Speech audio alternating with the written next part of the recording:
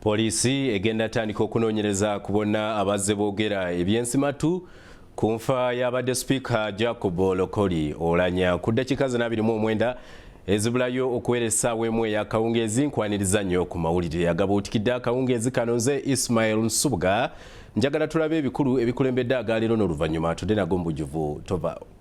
Ebikulu mu gabuutikidde. Poliisi egenda kussa mu nkola ekiragiro kya pulezidenti eri aboogera kalebule ku nfa y'abadde Speaker. Ekiragiro ky'omukulembeze w'eggwanga twakifunye mu bujjuvu. Omulamuzi asindise ababaka Ssegiriinya ne Ssewannyana mu kkooti enkulu gye bagenda okwewolezaako.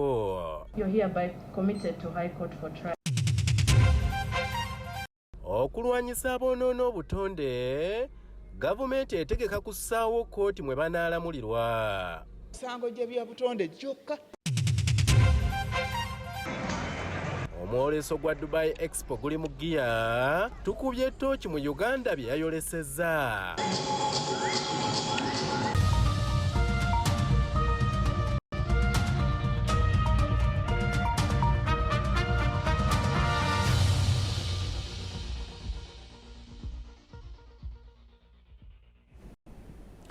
Nyongera okwaniriza ku mawulire agabuutikidde. Tuli live ku Bukedde TV 1 ku Urban TV kwetuli ne ku mukutu gwaffe ogwa Facebook. Teeka mu Bukedde TV tutambule ffenna akawungeezi ka leero. Omulamuzi wa kkooti e Masaka asindisa ababaka ba Parliament babiri mu kkooti enkulu nga bano baggalirwa ku misango egyekuusa kutemula abantu n'ebijambiya ebyakyaka ennyo mu bitundu by'e Masaka omwaka oguwedde. Ababaka bano kuliko Ssegiriinya ne Ssewannyana.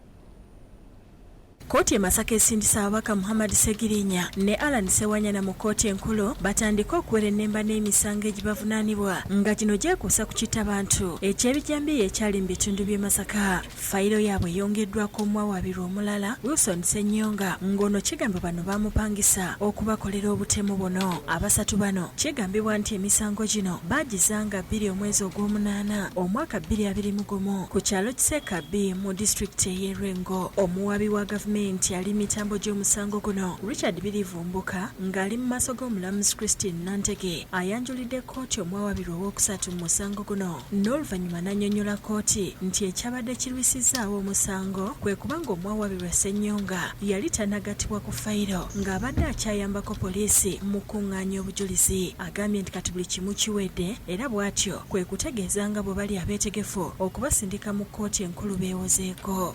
Document papers are ready for all the accused persons, including A3, who has just appeared in court, and have them committed to High Court thereafter. Omulamuzi Nantege asomedde abawawaabirwa obujulizi obuli ku fayiro yaabwe omuli okubanga baatuuzanga enkiiko ezipanga ettemu lino ku bbaala emanyiddwa nga Happy Boys mu Ndeeba okumpi n'akayanja ka Kabaka, era nga waliwo n'obutambi bwa kamera n'obukakafu ku masimu obulaga nti enkiiko zino zaagendanga mu maaso. That police investigations revealed that after the meetings in Kampala, that is at Happy Boys near Kabaka's Lake, A3 and others still at large proceeded to Rwengo where they murdered the deceased. Bano bonsatula abasindise mu kkooti enkulu beewozeeko ku misango gino. Honorable Ssewannyana Aloysius, Honorable Ssegiriinya Muhammad, and Ssenyonga Wilson alias Nyonga Tony, you're hereby committed to High Court for trial. Kyokka bapuliida b'abawawaabirwa basabye baweebwe obujulizi bwonna obuli ku fayiro yaabwe mu budde basobole okwetegeka n'okukebera omuwawaabirwa Ssenyonga. Agambibwa nti yakkiriza dde omusango obwongo, kyokka omuwaabi wa gavumenti n'abakakasa nti omuwawaabirwa ono mulamu teke kuba ne mu kkooti abadde takuba mayinja. We can be informed on the exact date when A3 was taken for mental check-up. He's even focused, so there's no question as to whether he has a mental problem. Bo ababaka okuli Ssewannyana ne Ssegiriinya bawuniikiridde nga bagamba nti bino byonna babasibako matugamboze kubaliisango. Tunuulira n'omusajja oyo kubaleesa atumiriza tekulaba tatumanyi tatulabanga nako ow'ekitiibwa omulamuzi siteeti eyayimirirawo enyininyini mu ntebe mwatudde n'ategeeza kkooti nti omusibe ali kitalya bamukwata gyali mukomera kyokka olwaleero omusajja y'omwoyo akomyewo ensi yonna n'agiyimba n'ategeeza nti omusajja abadde akyali police custody mbu bakyamubuuza ebibuuzo ebirala bingi naye katonda atali anguzi amazima gajja kweyerula. Bapulida abali mu musango guno bategeezezza nti kati bazzaako kyakusabira abantu baabwe kweyimirirwa. Kakati bano okunoonyereza nga bwe kuwedde ne summary of the case byonna babimaze na buli kimu bakimaze, twagala kakati kkooti ewulire okweyimirirwa kwabwe, application yaabwe eya bairu egiwulire basobole okuwoza nga bava bweru. Abajingiridde bujingiriza ebintu kuba mbadde mmanyi nti omwana wange olwaleero agenda kuva mu ki mu kkomera. Emu erina Masuba endala eri Busega, tewaliwo Happy Boys yonna mu Ndeeba. Jacinta Bwanika yakusakidde eggulire lino ku lwa Bukedde TV. Ebyo nga bikyali bito, minisita w'obutonde bw'ensi Beatrice Anyu ategeezezza nga bwe bali mu nteekateeka ez'okutondawo kkooti eyeetongodde ekola ku misango egy'abantu aboonoona obutonde bw'ensi kibayambeko okulwanyisa obulyake obadde buyitiridde mu misango nga gino. Bino bituukiddwako ku mukolo ogw'okutongoza alipoota ekwata ku butonde bw'ensi n'abantu ababundabunda naddala mu kibuga Kampala.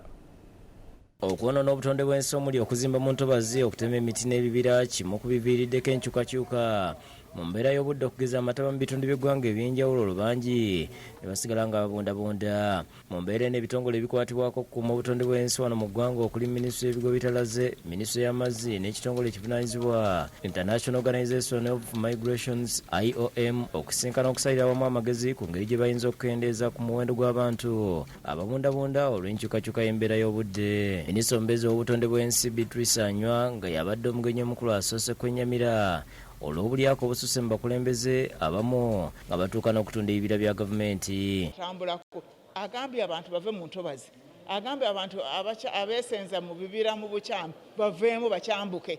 Nange nga minisita we ekyo nagwo gwe musingi gwe ngenda okweyongerezaako nti atagambwako oyo tugenda kumusitukiramu. Alaze enteekateeka ze balina eri abantu abeesenza mu ntobazi omuli okubagayisa obulimi n'obulunzi, gamba ng'ebyennyanja okulaba nga bakoleramu emirimu ng'egyo egitabukosa ate nga bafuna ejjamba. Mu ngeri emu ayanjudde ekyama nga bwe balina enteekateeka etondawo kkooti mwe banaavunaaniranga aboonoona obwonoonyi obutonde bw'ensi. Okuyamba nnyo nti tulina ekkooti babadde bamanyi okuddukira mu kkooti, okwekukumya mu kkooti, bakola ebikolobero ne beekukumya mu kkooti, naye kati tugenda kuteekawo kkooti ezisala ku misango gy'ebya butonde gyokka. Yali yannamukoje omu ku bakosebwa okubumbuluka kw'ettaka ebuduuda alaze okusoomozebwa bo nga babundabunda kubayitamu omuli okukakibwa omukwano mu bifo gye babasenza, ebbula ly'emmere, obutabanguko mu maka n'ebirala.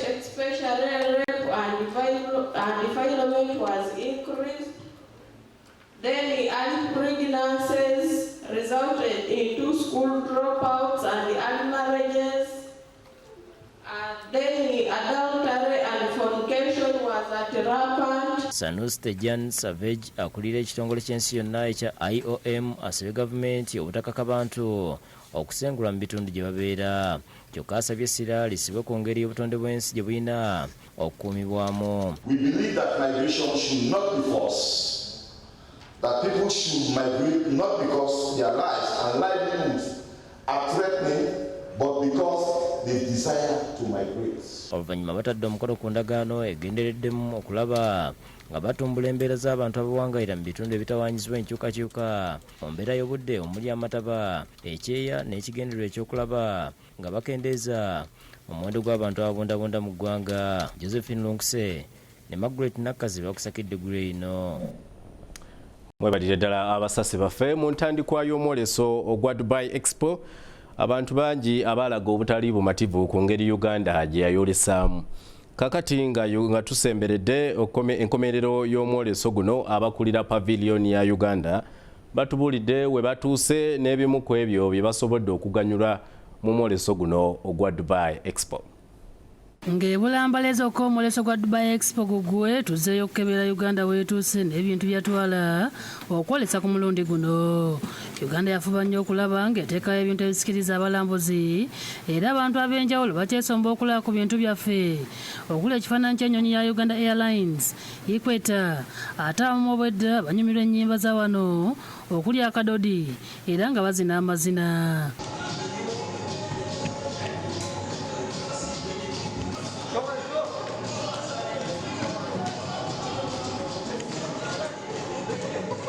Noreen Kamoti omu ku bakulira paviliyoni ya Uganda mu Dubai Expo agamba nti Uganda efunyemu nnyo omuleso guno kubanga bafunye eddiiru nnyingi ze bagenda okwanjula ng'omuleso guwedde.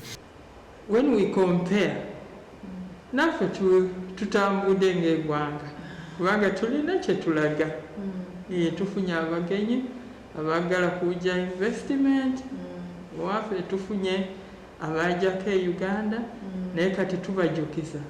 Ayongerako nti abalambuzi balina ebiruubirirwa ebyenjawulo nga wamu balaga nti baagala kulambula Uganda ate abalala baagala Kaawa waffe era nga Uganda yakola QR scan nga n'abaguzi basobola okutuukirira bakola ebintu nga Kaawa ono mu Uganda. Abantu kati QR code we batestinga kofi yaffe waffe ne bagenda ku QR code yako balaba nti ne kofi gye banywedde wano mu paviliyoni yaffe bayinza okumusanga mu Dubai mu United Arab Emirates contacts we ziri kibangwira. Omuwendo gw'abantu abakagenda mu muleso guno gusukka mu bukadde 20 nga myuka omwogezi w'omuleso gwa Dubai Expo Sconaid ngono yali abaddeko wano mu Uganda agamba nti Uganda yakola bulungi kubanga ebintu byeyolesa bisiga ekifaananyi kya Uganda kyennyini. The Ugandan pavilion, which is a beautiful pavilion inside, it takes you on a journey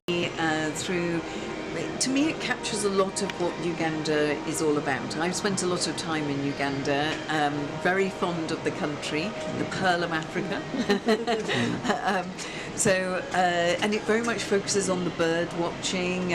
Yesalia Muhammad akulira Emirates mu ku kampuni ezakulira okuteeka omuleso ayogedde byebafunye mu muleso guno era n'ababula ne kampuni engeri esobola okuvunukamu ekizibu kya COVID-19. There was a report that came out that in 2020, Dubai has flown in around 15 million passengers. That was during COVID itself. And before that was 46 million. So I think we are, since after COVID, we have expanded our flight connections. Abalambuzi betwogeddeko nabo bategeeza nti bintu byonna ebiri mu paviliyoni ya Uganda engoma gye basinga okunyumirwa. Bannayuganda betusanze bategeeza nti Uganda teyakoze kimala ku Kaawa kubanga singa ali mu paketi ng'omuntu asobola kuwunyisa kaloosa ka Kaawa ono. Kulwange ganze barista zibuzeemu emmwanyi zaffe ziri packed mu bipapula omuntu tasobola kulaba buzito na bulungi na kawoowo kalimu Arabica oyo alimibwa ebugisu. Omuleso guno gwetabamu ensi 192 era nga gwakugwa ku nkomerero y'omwezi guno. Dickson Waiswa yakusakidde eggulire lino. Kale Dickson Waiswa webalire ddala tugenda kuwumulamu katono nnyo agabuutikidde gakyali mangi ddala tukomawo mu kitundu ekyokubiri tovaawo. Bwe tukomawo mu gabuutikidde agafuna baaba n'abavubuka abasaanuusa ebirawuli ne babikolamu giraasi n'ebyatika ebirala. Mugabuutikidde abasebo ne banyabo mwebali kubeera naffe ku Bukedde TV nze Kirwana Sozi ngambanirizza mu kanyomero kaffe akayiga Oluganda tutunuulira olulimi olwekuusa ku nkoko kakati enkoko bwebiika amagi basebo ne banyabo etuuka ekiseera neewulira nga gagiweddemu naddala ng'eraba gali awo gawule egamba yingwa mambise maanyi esalawo okugatuulako kakati neegamalako ennaku 21 kati ebbanga enkoko lyemala ng'eri ku magi tefuluma tokola ki tefuluma tugamba nti enkoko emaamidde oba yamaamira kumaamira koko emaamira ebbanga bwe liggwako ery'okuzaala obwana ne buvaamu tugamba nti eyaludde tugamba nti eyaludde era ebbanga enkoko lyemala ku magi zibeera ennaku 21 oba sabbiiti 3. Kino kyekintu ekikyalemya omuzungu okutetenkanya. Muzungu tumutya nnyo atetenkanya ebintu. N'akuwa enkoko ey'omwezi gumu eya weeks 4 ng'erimu kiro 2 naye tasobola kugamba nti ayanguye eggi lino lyalulwe mu nnaku nga teziwera 21 era bw'anaakikola ajja kuba ate alina omutendera gwatuuseeko mu bunoonyereza naye tannaba kukisobola ekyo. Mwebale nnyo.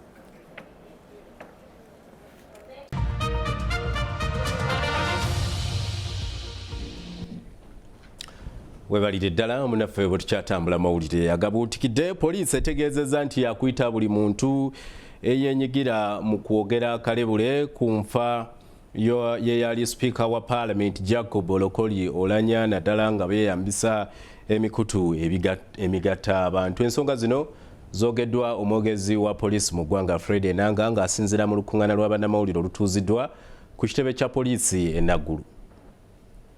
Olwokutaano lwa wiiki ewedde Pulezidenti Yoweri Museveni yalagira poliisi okukwata abantu bonna abasamwasamwa n'ebigambo ku kufa kw'abadde sipiika Jacob Olanya. Pulezidenti yagamba nti abo bwe banaakwatibwa bajja kubayambako bababuulire ku bikwatagana n'okufa kwa Olanya.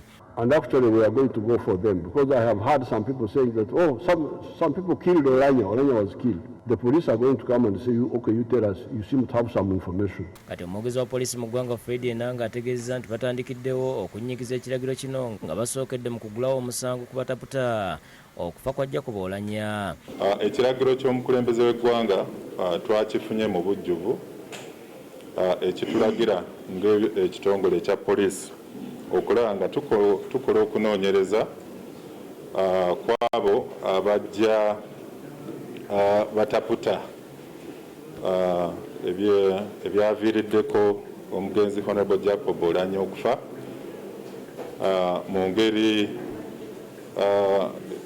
ngeri ebuzaabuza oba bakitaputa mu ngeri yaabwe. Agamba nti beetegereza obutambi era bagenda kukwata abantu bangi. So tufunye ku social media tukuŋŋaanyiza obutambi obuwerako obugenda okutuyamba mu kukola okunoonyeza. Enanga agamba nti bagenda kutandika okukwata abantu aboogera ebyaswakaba ng'amaliriza okuziika. So abo bonna abazze babuzaabuza bannayuganda n'okubawuddisa nti omugenzi Honorable Jacob Olanya teyafa bulwadde bwa bulijjo, tulina okulaba nga oluvannyuma lw'okuziika tubayita ku kitebe ekikulu ekya CID headquarters. Agambye nti bannayuganda bagufudde muze nti buli mukungu afa waliwo abeera muse. Kifudde omuze, bannayuganda abamu bakifudde omuze nti abakungu bwe bafa mu ggwanga lyaffe lino kwegamba tewali afa bulwadde bwa bulijjo. Buli omu avaayo ne kyateebereza nti ate n'ayagala akikkaatirize awatali bujulizi. Mu ekyo poliisi eggaba era enoonyeza ku ngeri njiba Brian bwe yayitiddwa okukola omulimu gw'okukola amazzi ne bamutwala ku Lavule Guest House Gaba ne bamulagira okuyingira, kyokka bwe yatuuse bamwambudde ne bamusiba stokes mu kamwa ne bamusiba ssengenge ne bamwokya n'ebidomola. Ne waya zino eza chain link eza fence okulina n'obufumita ne balyoka bamuzingirira mu waya eyo. Ne bagenda mu maaso mu bitundu bye ebyekyama era nayo ne balyoka banywezaayo n'emiguwa ne batandika okumutonyezaako okumutonyezaako ekidomola ekyali kisaanuuka. Agamba nti bano bagenze okuba mu guest house nga bamanyi ti enjuba afudde. Mu guest house eno eya Lavule nga bamanyi nti ono mufu. Akatambi kano tweyogereza okuketegereza kubanga ndowooza ekigendererwa basobodde okugyayo ekifaananyi ky'ono gwe batulugunya. Ategeeza nti eyakutte akatambi yabadde mwegendereza nnyo kuba baalazeeko nti yabadde atulugunya yabadde ayambadde essaati ya NRM. Mpozi kye baggyeeyo ndowooza kyebadde baagala abantu balabe kyekyokuba nti omuntu eyadde atulugunya yabadde ayambadde t-shirt eya yellow eya NRM. Agamba nti abateeberezebwa tebawandiise mu bitabo bya guest house. Poliisi ekutte abantu babiri okulinda nnyini guest house Mushabe Brian ne Namagembe Mase eyabadde akola. Owa hoteli eno oba guest house eya Lovely guest house gwe bayita Mushabe Brian naye twamukutte awamu n'omukozi we gwe bayita Namagembe Mase. Bano tebaatotte buvunaanyizibwa bonna yadde okuteekawo enkola eyabalagirirwa nti buli muntu ayingira mu guest house oteeka okufuna ebimukwatako endagamuntu ye oba ekimwogerako kyonna nga passport, driving permit n'ebirala kye bataakola. Bano nti babakutte lwa kulagajjalira biragiro by'ebyokwerinda ebyateekebwawo na kwesulayo gwa Naggamba era ng'asabye abantu abalanga bye bakola okukomya okutambula bokka ng'abayise ku mirimu. Sulaiman Mutebi yakusakidde Grey ino. Wali webuuzizaako ku ngeri ebintu ebimu ng'amasowaani ag'ebbumba oba ebirawuli, embira, amagiraasi n'ebirala gye bikolebwamu. Kakati mu mboozi yaffe ey'amawulire agafuna olunaku olwaleero tukuleetedde abavubuka abongera omutindo ku birawuli ne bakolamu ebintu ebirala eby'omugaso nga bawangaalira mu bitundu by'ekyebando wano mu Kampala.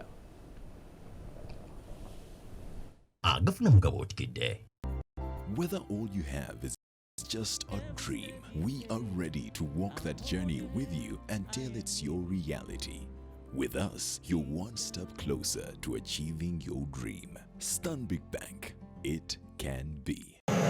Banji girasi tuzinywera mu bunyweza waka naye nga tetumanyi ngeri gye zikolebwamu. Abalala ebisuwa by'ebimuli mu bisanga mu maddiiro g'abantu nga binyirira asaka amaswani gemuliramu naye nga temumanyi buvo bwabyo. Ale nno mawulire agafuna tukulaze engeri ebintu bino baana bawala ne baana balenzi abeegatte mu kibiina kya Kirawuli Community Art Studio ekyebando onnyonnyoke engeri gye bikolebwamu.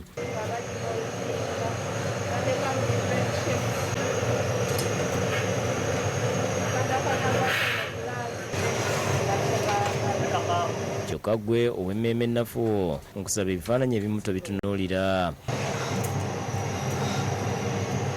Abavubuka bano bakola ebintu omuli embira, amagiraasi, ebikopo, amasowaani n'ebirala.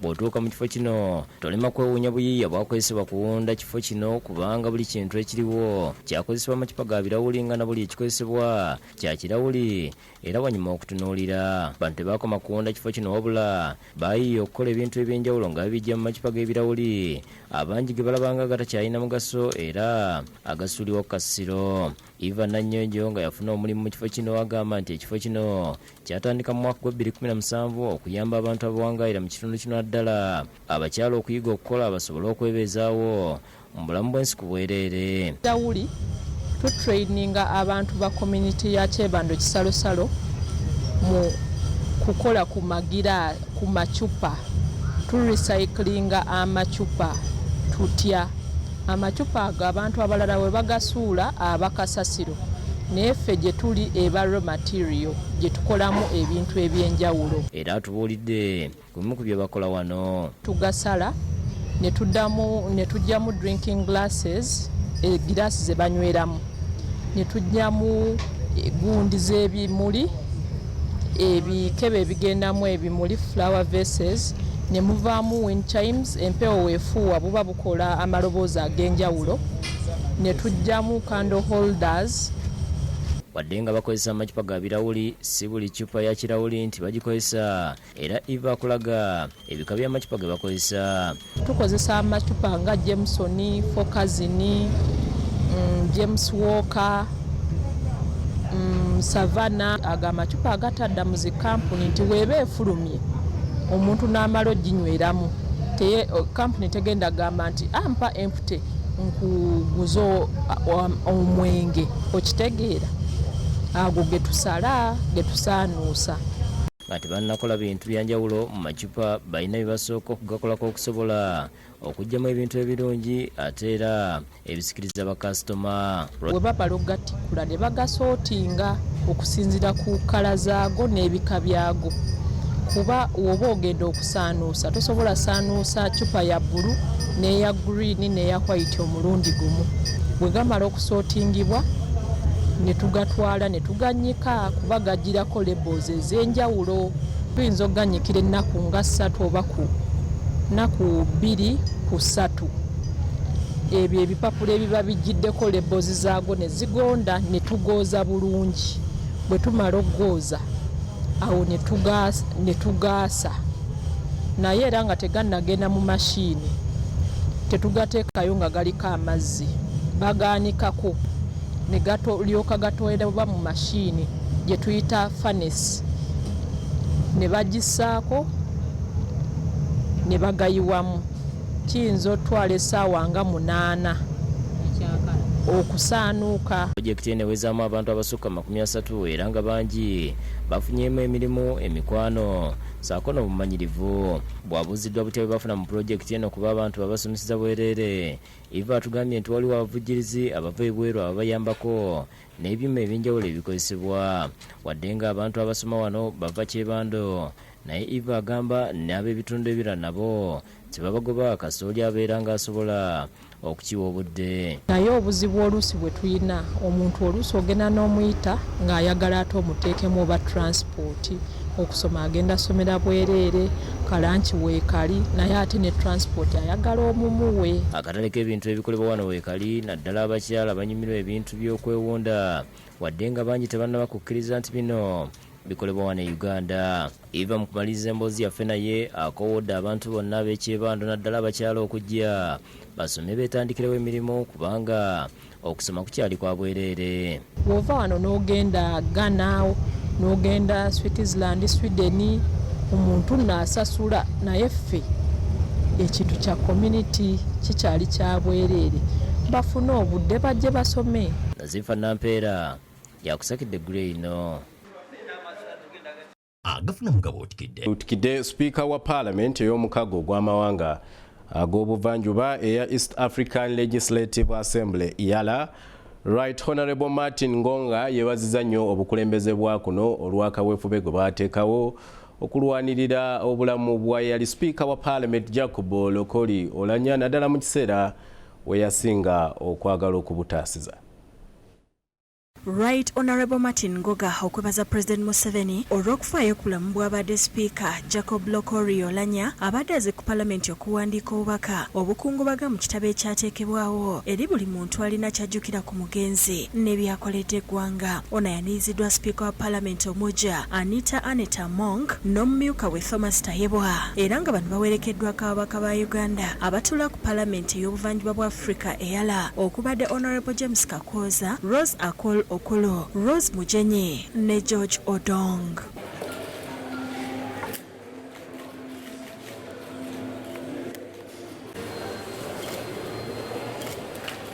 Ono agambye nti okufa kw'Olanya kuleese ekituli ky'amaanyi mu bukulembeze bwa Uganda nga bagenda kumusubwa nnyo kuba abadde amulindirira okumwegattako mu kibiina ekitaba basipiika ba Parliament ekya National Speakers Bureau. The time he has lived, and I still believe it has been short, he has achieved a lot for his country and for the region. Personally, I was looking forward to working with him as a member of the Speakers Bureau.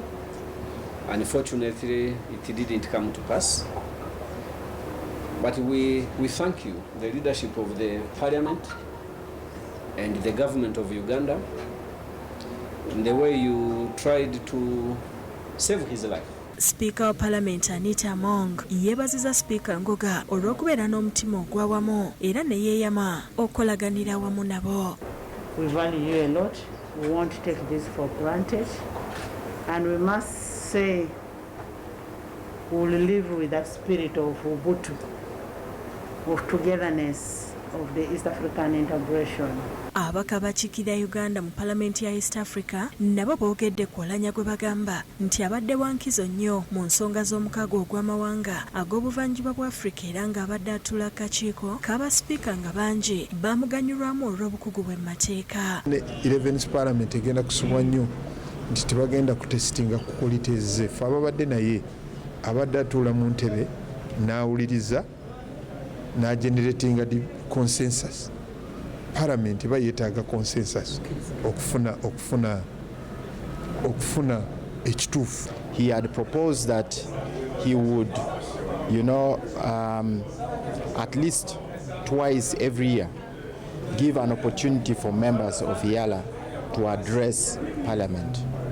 Ate okudda twalinga tuyita mu speaker Right Honorable Olanya yali pira a big pira kuffe nga tuyamba nnyo okulaba nti emirimu gyaffe gigenda maaso bulungi. So East Africa yonna eviiriddwa era bonna bali mu kukungabaga mu mawanga gonna omukaaga ga East Africa. Ate omubaka Asimu asambaza ebiyitiŋŋana nga bwe yaguliddwa n'ava mu lwokaano olw'okuvuganya ku bwa sipiika bwa Parliament ng'okujjuza ekifo kino kwaliwo ku lwokutaano lwa wiiki ewedde. Anita Mongo mbaka omukyalo w'e Bukedde bwe yalondebwa. Whoever is saying that Florence was bribed, who pulled out, that's a lie. I'm a law-abiding NRM member. I respect elders. I respect my chairperson, His Excellency the President, and whatever SEC decides, there's no way I can go against it. Bino abibuulidde bannamawulire mu lukungaana olutuuziddwa ku Venue Hotel mu disitulikiti y'e Masindi. Ebyo nga biri bityo, Minisita omubeezi w'ebyensimbi Henry Musaasizi mwennyamivu bw'akizudde nti kampuni za yinsuwa tezisasula mabanja g'abantu abafudde olwo abasako ne basigala mu gwebusami. Bino abyogedde alambula ebibiina bino eby'enjawulo mu disitulikiti ey'e Rukiga okwekenneenya enkola yaabyo ey'emirimu.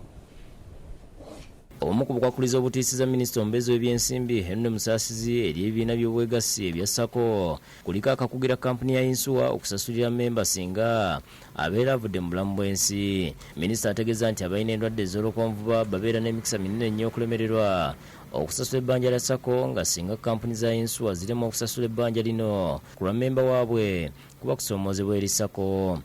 This is absolutely unacceptable. I want to take interest in this. We must review this condition. Insurance is supposed to guard against any risk, including death.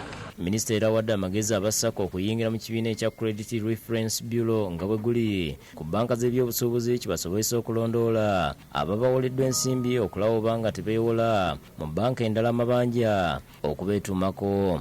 The Credit Reference Bureau, which is able to bring out all the lender's history, we want regulations which will enable circles also implement the system which can be able to guard against people from engaging in marital. Baabakulira z'Sako bategeeza nga abantu abeewola ssente mu bibiina eby'enjawulo bwe bazingamizza emirimu gy'ebibiina by'obwegassi nga singa banaaweebwa omukisa okwegatta ku kibiina kya Credit Reference Bureau ekirondoola amabanja.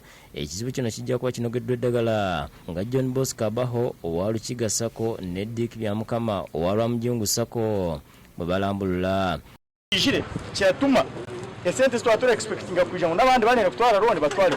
So oshange kyabe kizibu walera ndaroni pamukyerereza ngatachi twala kai mubwiro. So nekizibu kibi munonga provision of CRBs, Credit Reference Bureau cards, and if we have them, then it can be a solution to the loan defaults through multiple borrowing. Kyokka Abaha ategeeza nga bataddewo amateeka amakakali aganabayamba okuwaliriza abantu okukomyawo ensimbi ezibawolebwa engeri yinsuwa gye zitatunula mu nsonga ya kusasulira afudde. If you had a loan and you don't pay in time and your loan goes in arrears and the insurance company cannot pay when you die, it means when we are giving a loan, we have two guarantors. A guarantor who is a family member and a guarantor who has an account in the circle. Job Namanya yakusakidde gule lino.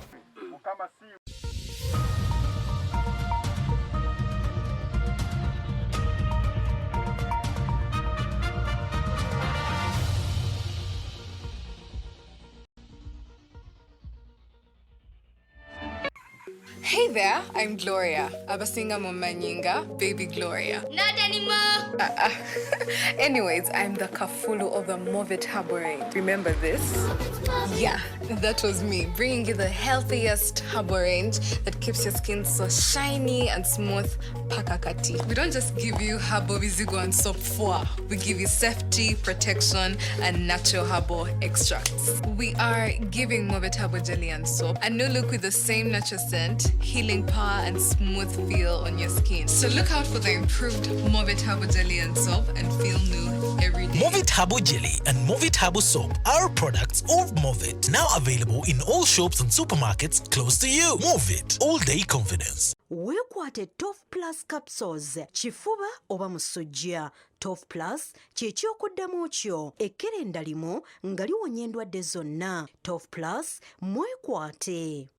Ndi mukyala muzadde, buli omu yeebuuza engeri gye nkuumamu omwana wange. Nze neesiga soft care. Soft care zikuuma omwana wange nga muyonjo ate nga musanyufu olunaku lwonna. Soft care zikolebwa mu ppamba owaffe Nakabala, tezirina bbugumu libutula mwana. Kati emyaka 18 ng'abazadde mu nsi ezisoba mu 10 wano ku Ssemazinga Africa bakozesa soft care. Naawe weegatte ku nkuyanja y'abazadde abo ng'okozesa soft care. Wondered why Royco Mchuzi mix makes the most delicious stew? I sourced 16 natural ingredients from across the country. Amazing! The search for the perfect Mchuzi mix is over.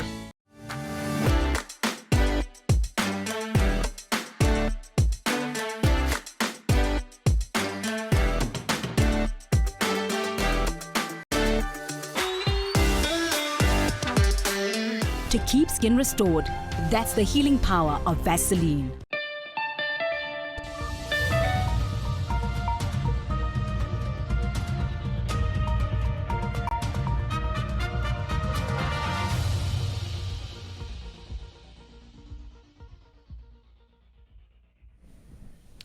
Kitundu kya kusatu ekyamawulire Agabuutikidde kkooti ejulirwamu olwaleero egobye emisango gy'ebyokulonda ebiri n'erangirira Joel Ssenyonyi ng'omubaka omulonde mu mazima owa Nakawa West ne Honorable Charles Tebandeke ng'omubaka omulonde owa Bbaale mu bujjuvu.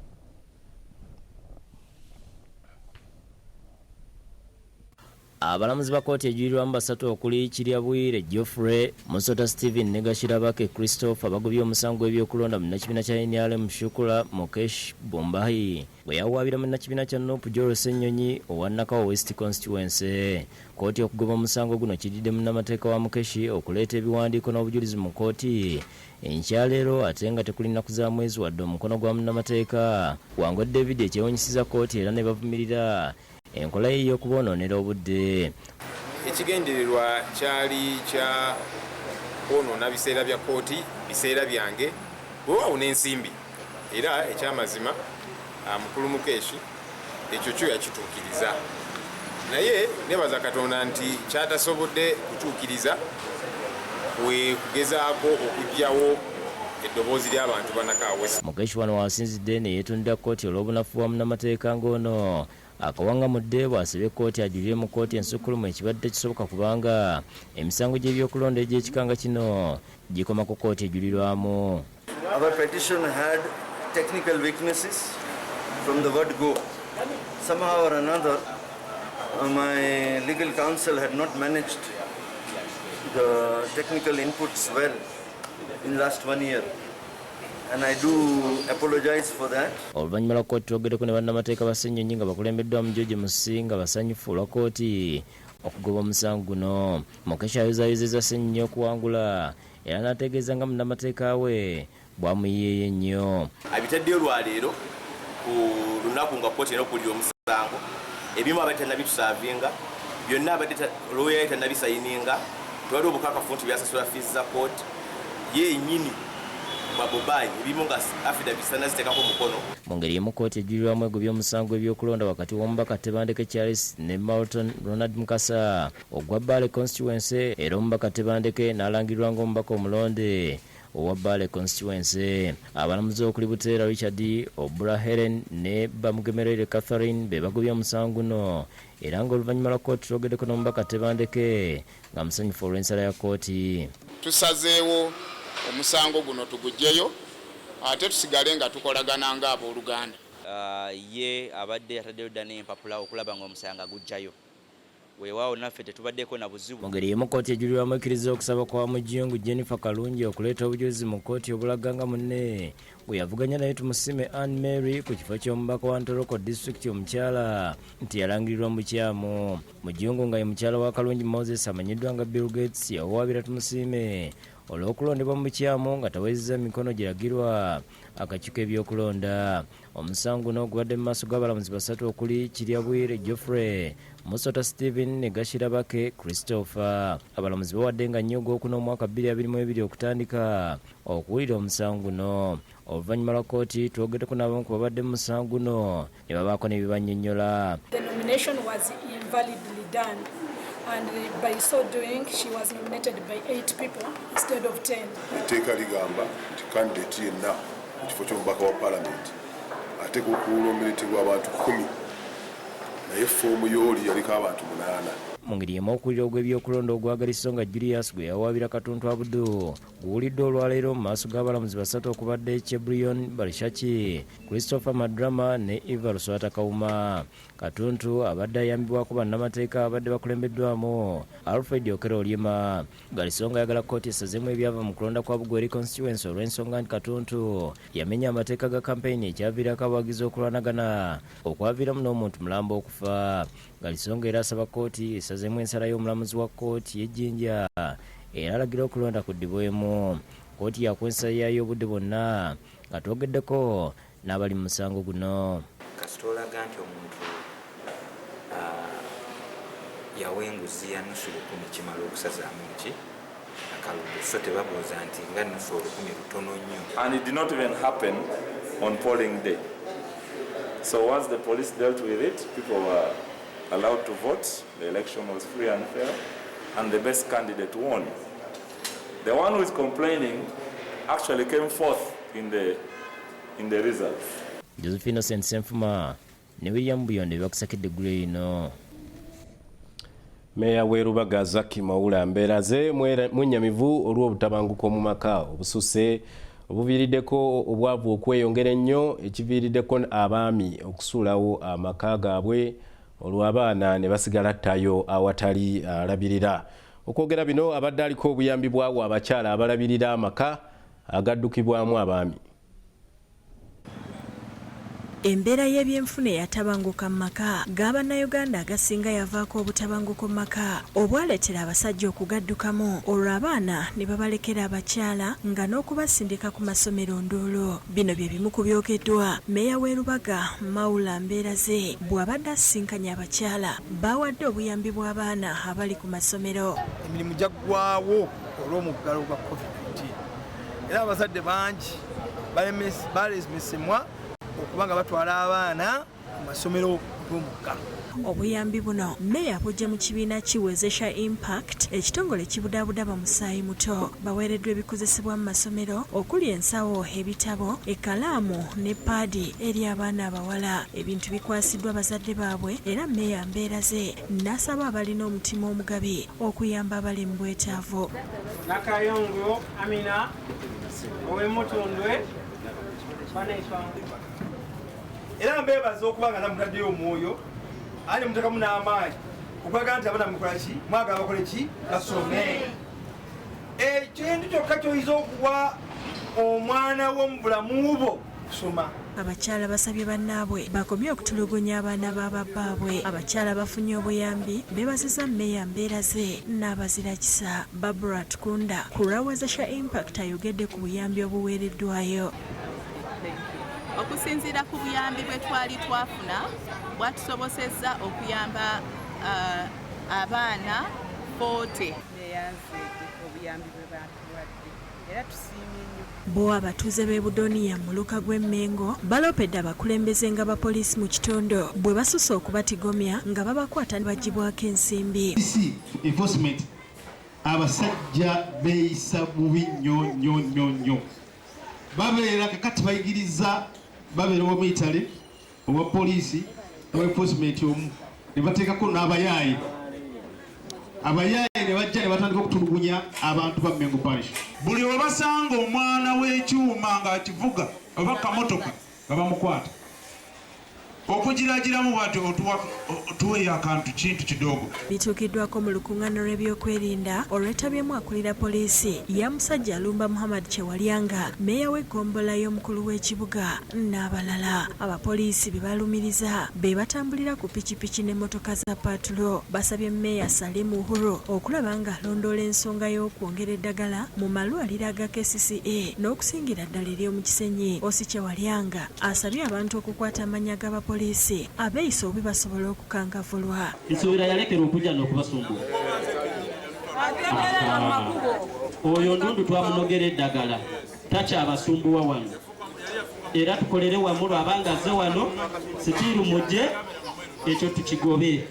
Nansiba yampabira omusango gunemedde ku ttaka lye naye nga lwodiriza bya state council.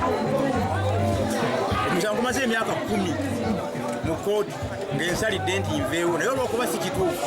Meeya Uhuru ne kansala Moses Katumba bagumiza nga we bagenda ne poliisi okukola ku basirikale bano ab'effujjo. Nja kubeera naawe chairman, please tujja kutandika kuva Monday. Oyagala tutandike nga ze ndi ready.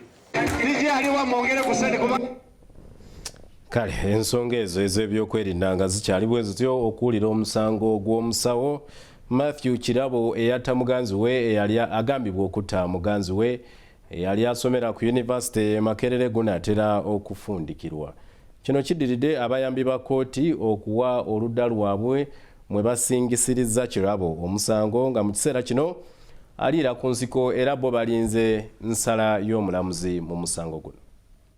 Abayambi ba kkooti enkulu emukono abakulembeddwamu Robert Seguya bawadde ensala yaabwe musango gw'ettema okuvunaanibwa omusawo Matthew Kirabo agambibwa okukkakkana kwe yali muganzi we Desire Mirembe n'amutta.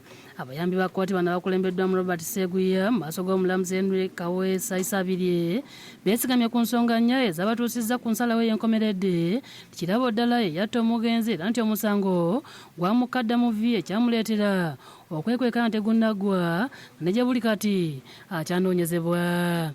Therefore, advise this honorable court to find the accused person guilty as charged. That is all. Seguya annyonnyodde n'obujulizi obw'akatambi ka statement ya Kirabo gye yakola ku poliisi bwe yali nga tanneeyimirirwa akaleetebwa omusirikale Godfrey Manyi akalagibwa ku lutimbe mu kkooti nga Kirabo akkiriza nga bwe yeekobaana mu kutta omugenzi wabula nti ali amuyambako oluvannyuma lw'okwesala akasombulago era oluvannyuma omulambo gwe n'agukweka mu bikajjo. Of how the accused person came to the hostel asking about the deceased and he didn't look fine. Omulamuzi Kaweesa ategeeza nga bagenda okuwa ensala ye ku musango guno ng'ennaku z'omwezi 3 omwezi ogwokutaano omwaka guno.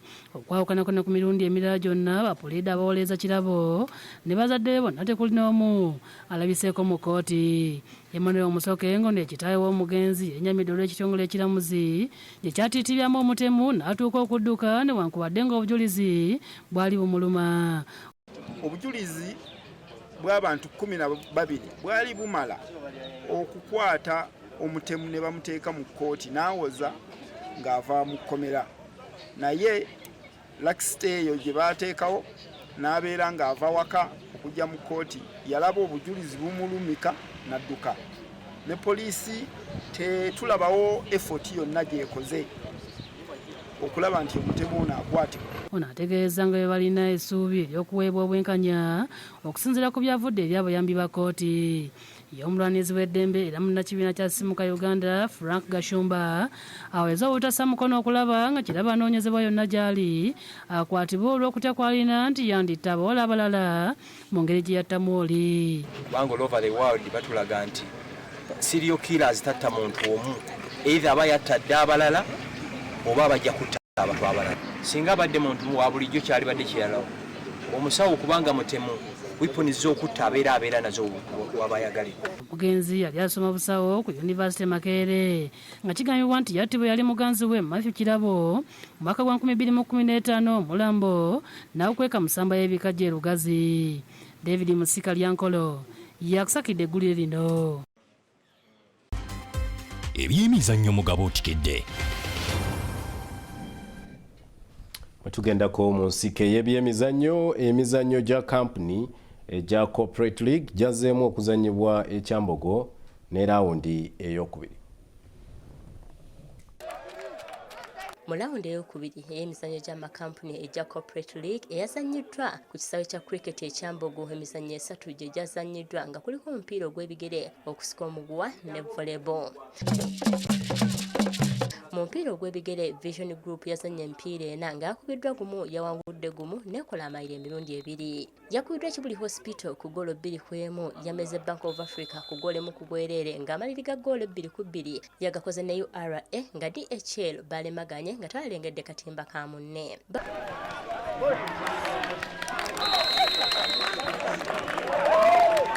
Hotel Africana nga ebakyasinze okwangula ekikopo kino emirundi emingi nga giri ena, empiira yawanguddeko 3 ng'alemaganye gumu.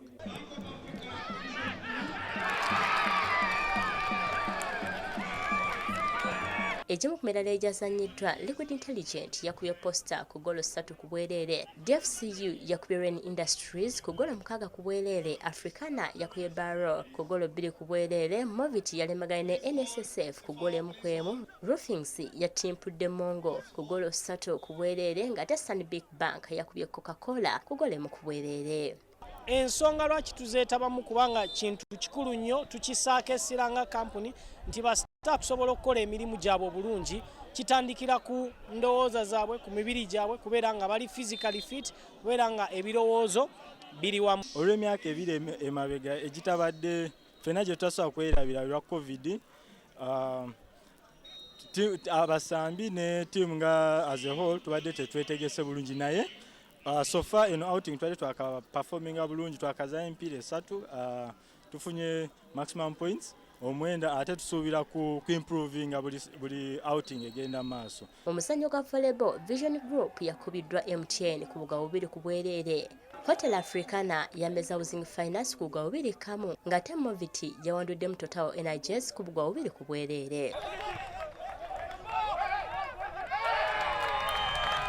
Okusika omugwa Roofings yasinziza nayo Brewers amaanyi ku bugabo 2 ku bwereere nga ne Vision Group ekyemisana kye babadde balinda tekyayambye nga KCB Bank yabasinziza amaanyi.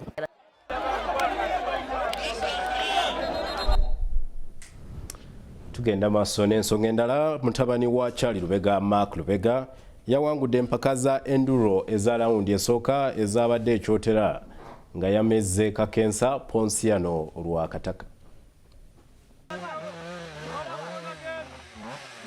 Empaka za Ndro Autocross Full Drive Rally ku Evilas Residency Gardens Kalisizo mu Kyotera zabadde za rawundi esooka ku kalenda y'eggwanga ya FMU.